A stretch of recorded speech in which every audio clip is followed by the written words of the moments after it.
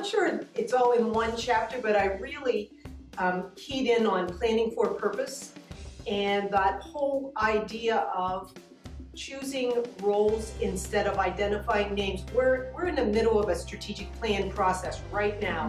And so we were in that process of the typical, let's identify which person is going to be doing this, rather than identifying the roles that we needed for that action in the strategic plan. And just, that was so refreshing to be able to look at it from a different perspective. Also, just being able to take some of my standing committees and apply that concept of project teams and having a project leader and enabling people to come together on an equal footing and share their passion and be able to work towards a goal.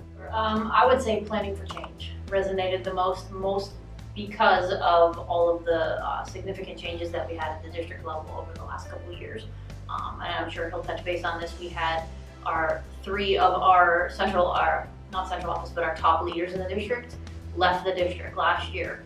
So we had to replace our superintendent, our director of student services, our director of special education. We had a huge shift in leadership. So it was planning for that change and what direction do we want to go? How do we get everybody on board with us, and how do we make sure that our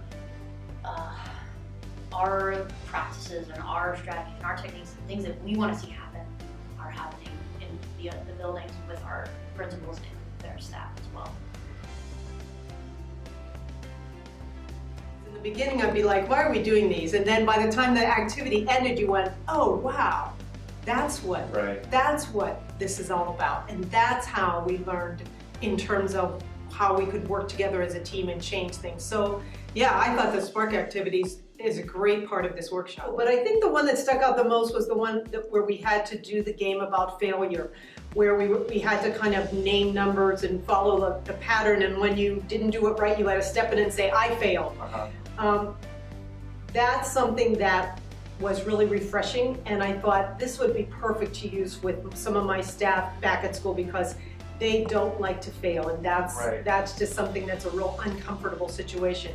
So I think that Spark activity was one of the ones that I remember the most. Yeah, so for us, or at least for me, it was really that challenge of trying to figure this out and taking it to the next step and pushing ourselves as fast and as quick as we could get that done.